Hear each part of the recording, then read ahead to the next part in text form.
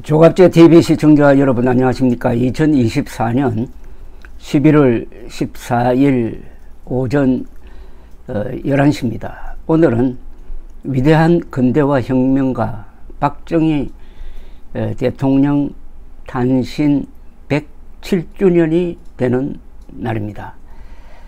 박정희 대통령의 탄신이 한반도의 역사를 바꾼 사건이 되었습니다.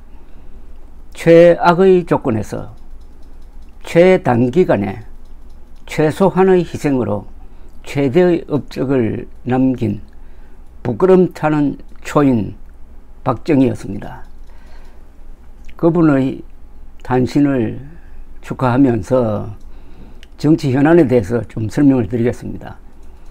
또 이준석이란 말이 단어가 구글 검색으로 많이 올라오고 있습니다. 명태균과 관련해서 김명선 씨가 공천 받는데 당시 당대표인 이준석 현재 개혁신당 의원이 관여한 것 아니냐, 그래서 검찰이 조사를 할 예정이다 등등 이런 식으로 이야기가 주로 명태균 씨 변호인, 검찰, 국민의힘에서 나오는데, 그 방향이 이번 이 사건의 원인 제공자는 당시 당대표인 이준석 의원이다 그러면서 마치 김건희, 윤석열 두 부부는 직접 관계자가 아니라는 식으로 이런 프레임을 만들어 가려는 움직임이 느껴지고 있습니다. 근데 이거는 처음부터 뭔가 좀 잘못 짚은 것 같습니다. 2022년 5월 9일, 5월 10일 이 무렵에 이준석 의원은 국민의힘 당대표였습니다. 당대표는 당연히 공천에 관계하는 사람이고 법적 권한을 갖고 있습니다. 그러나 당시에 윤석열 대통령은 당선인 신분이었습니다. 그리고 5월 10일에는 대통령이었습니다. 대통령이든 당선인 신분이든 이런 분이 공천에 관여하는 것은 법적으로 문제가 될 수가 있습니다. 법적으로 공천에 관여할 권한이 없는 사람이 그런 권한을 행사해 가지고 김명선 씨를 공천했다 하면은 문제가 되는 겁니다. 그러나 이준석 당대표가 그 공천에 대해서 알아보고 이렇게 저렇게 연락하고 하는 것은 의무가 아니라 권한이라고도 볼 수가 있습니다. 권한과 의무를 같이 가진 셈인데 그걸 문제 삼아 가지고 조사를 하겠다, 검찰이 조사를 하겠다 이러니까 마치 그 조사를 수사로 여기고 피의자 신분으로 뭐 부르겠다는 것인지 하는 인상을 주고 있는데, 여기에 대해서 오늘 이준석 의원이 정면 반박에 나섰습니다. 그동안 10여일 이상 국회의장과 함께 외국 순방을 마치고 돌아오는 길에 공항에서 만나서 기자들과 나눈 대화가 보면은 아주 비수를 품고 있습니다.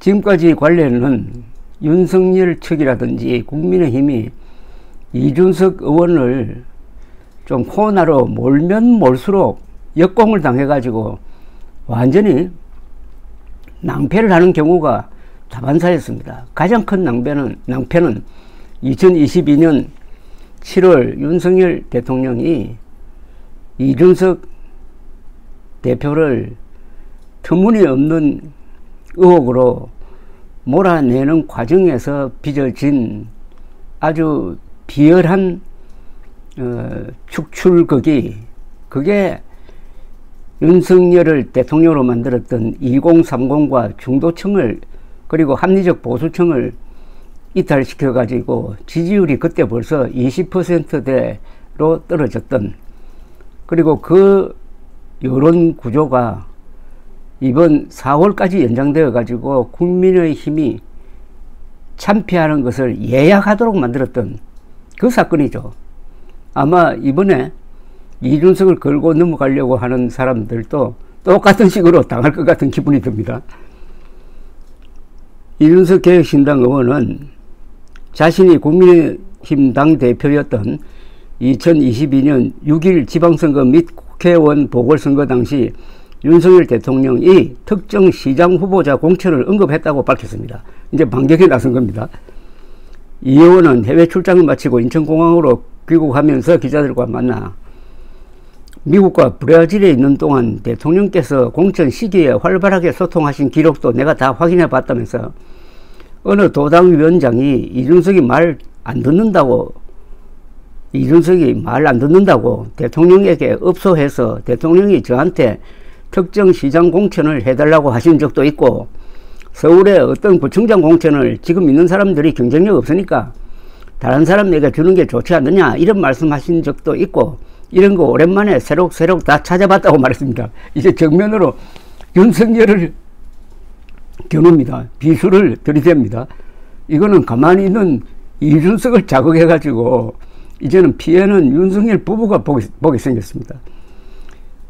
이준석 의원은 명태균 씨와 김영선 전 의원을 수사하는 창원지검에서 자신을 조사한다는 방침을 세웠다는 보도에 대해 공천 전반에 대해서 파악하고 있는 건 당대표니까 그런 맥락일 것이라면서 최근 이 사건에서 가장 중요한 대통령의 공천 개입 여부와는 크게 관계없는 일들을 자꾸 언론에 나오게 하는 것은 결코 바람직한 모습은 아닐 것이라고 했습니다. 그럼 뭐 혹시라도 경찰에서 확인할 부분이 있어서 조사를 하겠다면 당연히 가서 이미 나와 있는 것보다 더 확실한 이야기를 해줄 의향이 있다고 말했습니다. 이건 완전히 윤석열 부부 국민의힘에 대한 압박입니다.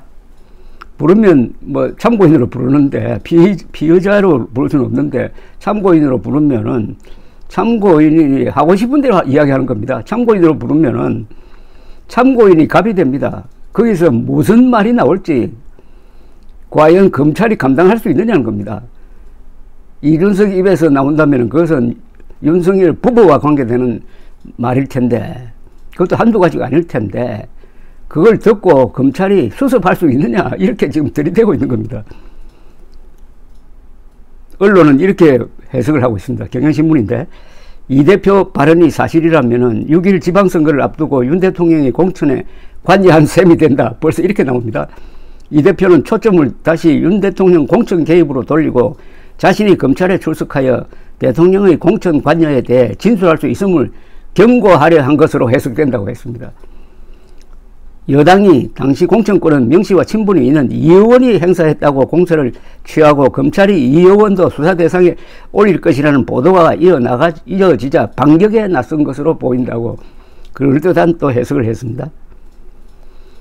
이 의원은 대표 시절 윤 대통령이나 김건희 여사에게 공천과 관련하여 직접 연락을 받은 적이 있느냐는 질문에 당연히 소통할 수 있는 부분도 있다. 가장 흔한 케이스가 누가 대통령과 여사의 의중을 팔아서 당 공천관리위원회에 영향력을 끼치려고 하는 경우 대통령에게 이런 사람 실제로 제가 알아둬야 할 이유가 있느냐고 물어보기도 했다고 했습니다. 이건 통상적으로 공천에 대한 상의라고 했습니다. 이 의원은 대선 직후에 열린 지방선거 보궐선거니까 대선 기여도라는 모호한 기준을 저는 별로 안 좋아합니다만 공관위에서 신경을 썼던 것 같다면서 모르는 사람이 뜬금없는 이야기를 하면은 대통령에게 확인해야 될 필요가 있지 않나, 그런 맥락에서 확인해 본 것들이 종종 있었다. 대부분의 경우에는 확인이 됐다고 말했습니다. 이 명태균 씨 관련해 가지고는 이준석 개혁신당 의원이 그동안 상당히 말을 아끼는 입장이었는데 자꾸 저쪽에서 이준석 당시 당대표를 걸고 들어가려고 하니까 이제는 본격적으로 그럼 판도라 상자를 한번 열어보자라고 이렇게 나오고 있습니다. 이 머리 나쁜 사람과 머리 좋은 사람이 대결하면은 이런 꼴이 생깁니다. 그동안 이준석을 몰아내려고 했던 사람들이 했던 그 공작이라고 그럴까요? 작전이라고 그럴까? 그 수준이 너무나 낮습니다. 근데 이준석 당대표는 머리가 좋은 사람이에요. 이번 이 명태균 건도 이준석을 건드려서 혼이 나는 방향으로 지금 사태가 전개되고 있다는 그런 느낌을 받습니다. 감사합니다.